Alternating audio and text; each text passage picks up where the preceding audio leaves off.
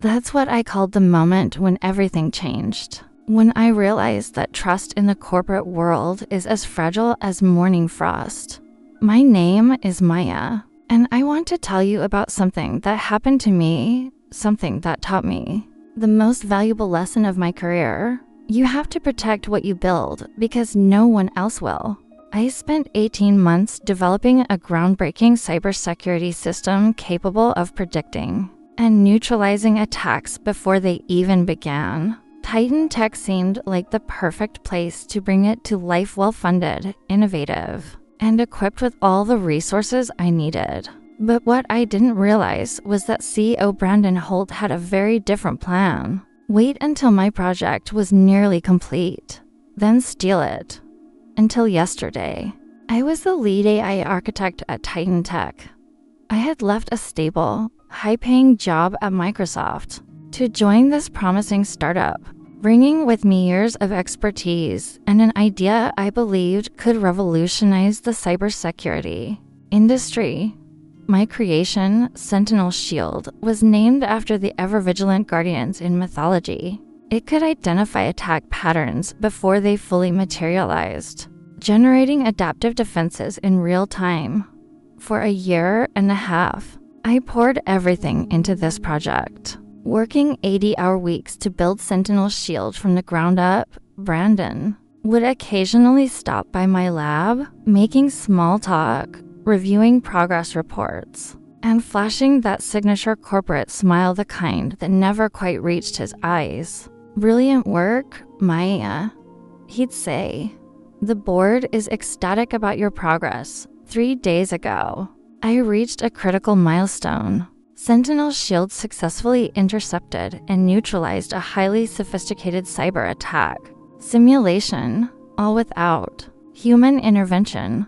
Not only did it work, but it exceeded expectations, identifying vulnerabilities I hadn't even explicitly programmed it to detect.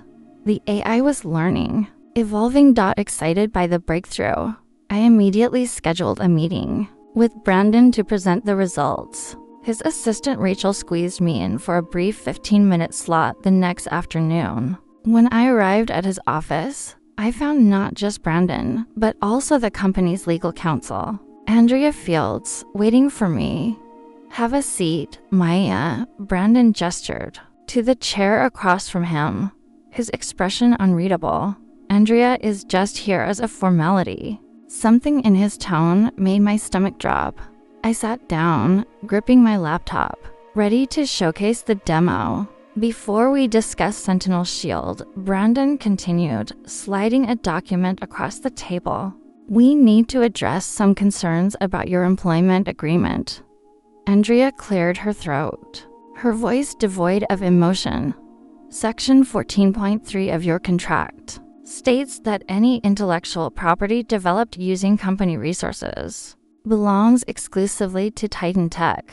I nodded, already anticipating where this was going. I'm aware of standard IP clauses, but Sentinel Shield was conceptualized long before I joined Titan Tech.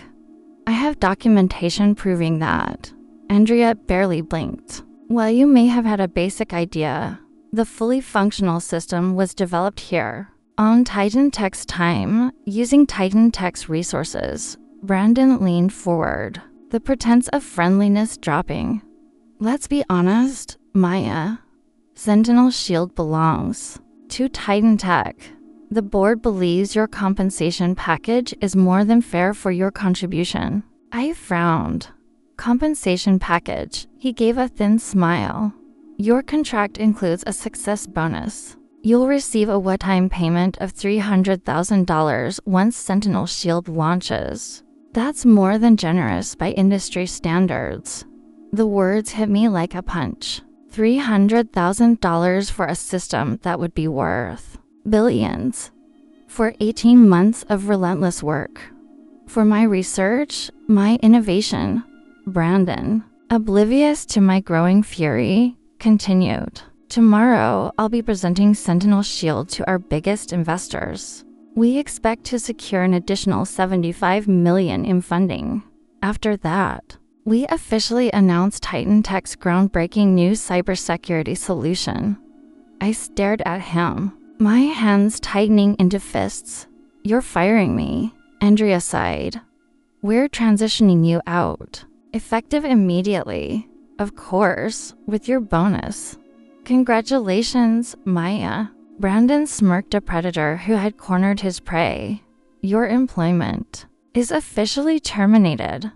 But what he didn't realize was that I had anticipated this betrayal. And Sentinel Shield, let's just say I had coded in a little surprise. Legally, my team confirmed Sentinel Shield belonged to Titan Tech under my contract. I should have fought back, threatened legal action, caused a scene. But instead, a strange calm settled over me. They expected resistance. They were prepared for it. What they didn't know was that I was prepared to. 6 months ago, I had discovered that Brandon had accessed my secure development server after hours.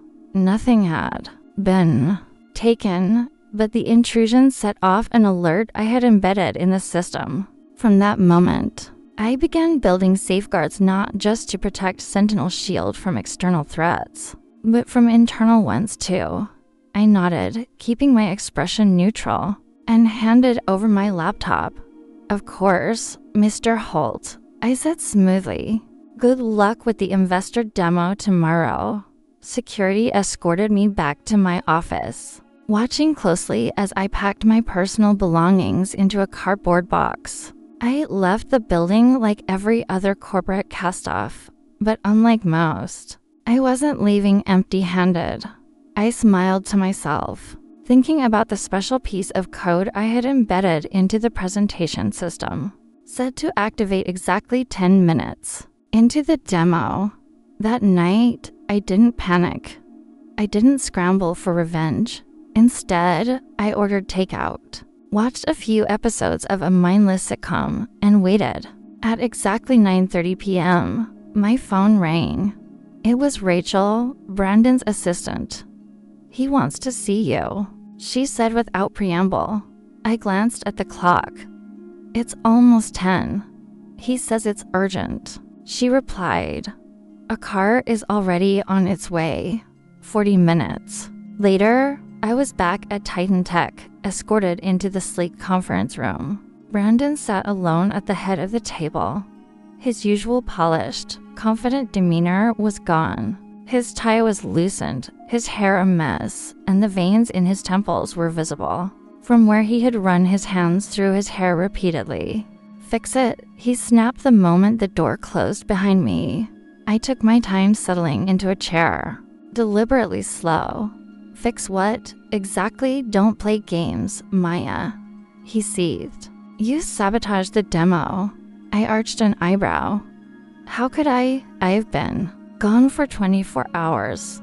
Security watched me clean out my desk. I didn't take any devices, didn't access any systems. Brandon slammed his hand on the table. The test run crashed the entire system. It started flagging threats that don't exist, generating thousands of false positives. It's completely unusable. I tilted my head. Sounds like a technical issue, I said, feigning innocence. Have you tried turning it off and on again? His face flushed with anger. This isn't funny. We have 12 major investors coming tomorrow. There's $75 million on the line. Your investors, I corrected. Your system now. Brandon took a deep breath, forcing himself to regain composure. When he spoke again, his voice took on that same smooth, persuasive tone that had convinced so many, including me, to trust him.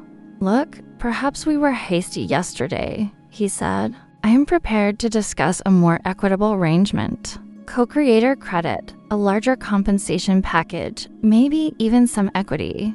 I leaned back in my chair. What exactly happened during the test run? Brandon hesitated, debating how much to reveal.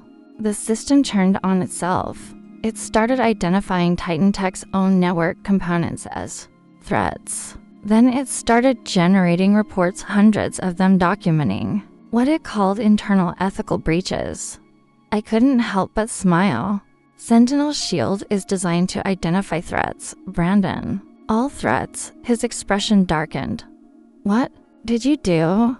I didn't sabotage anything, I said simply. Sentinel Shield is working exactly as designed. It's an AI system that learns and adapts to protect networks from malicious activity.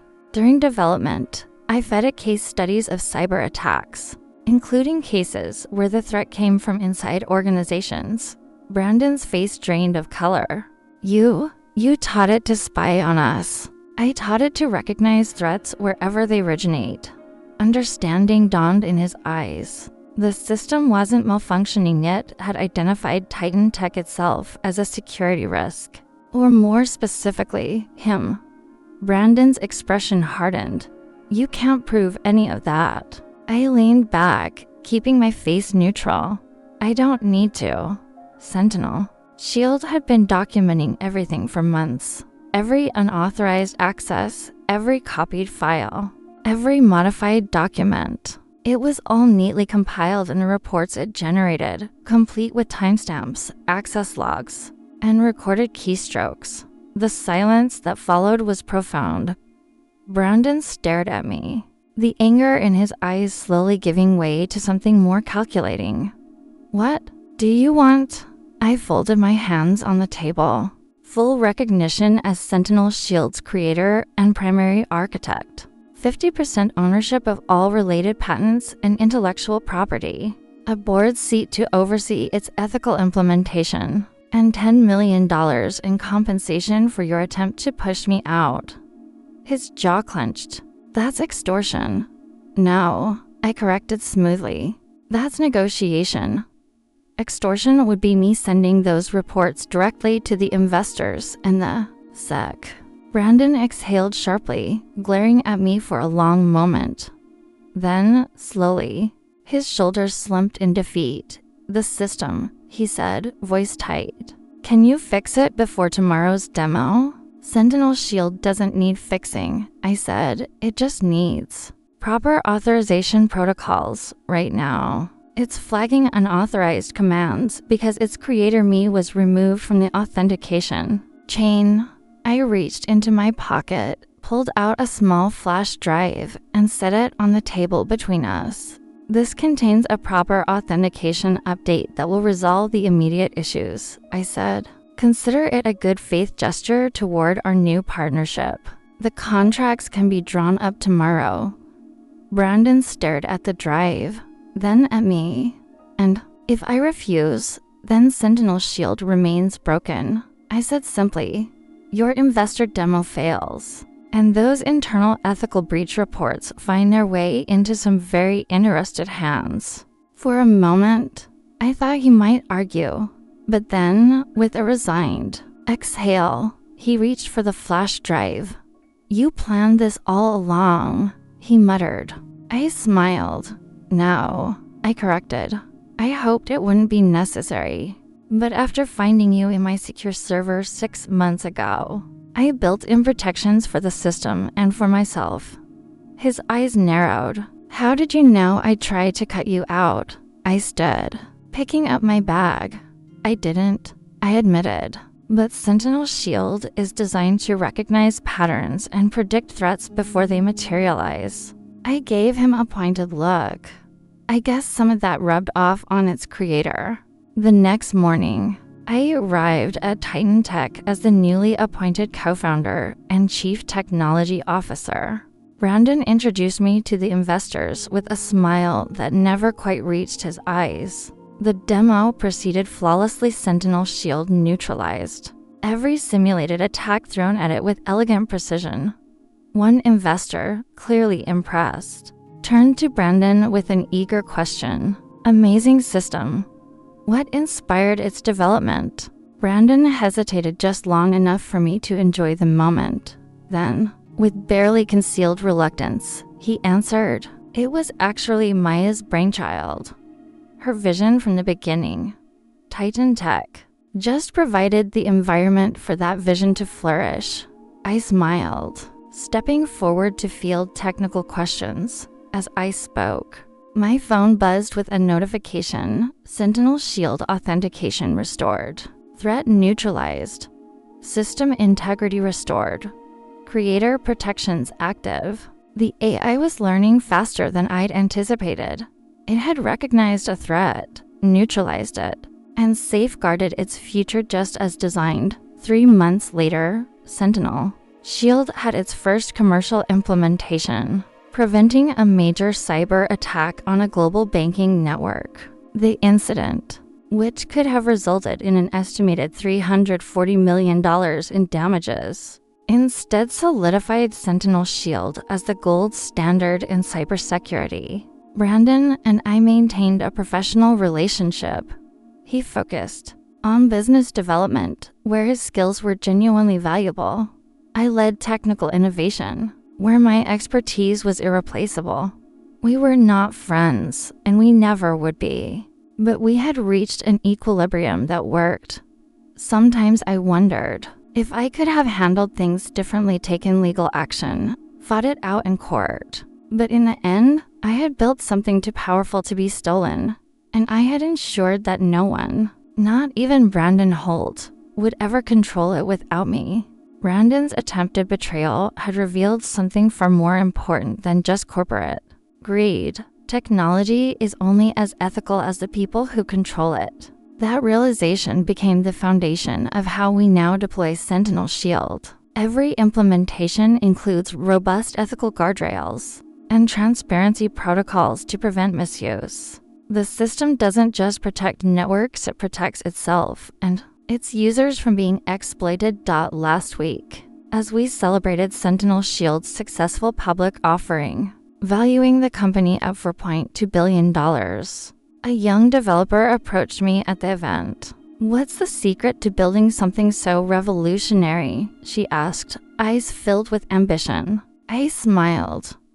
"It's not about the code," I told her. "It's about understanding that the greatest security threats often come from where you least expect them. The real challenge wasn't just creating technology, it was ensuring it could adapt, evolve, and defend itself without compromising its core integrity.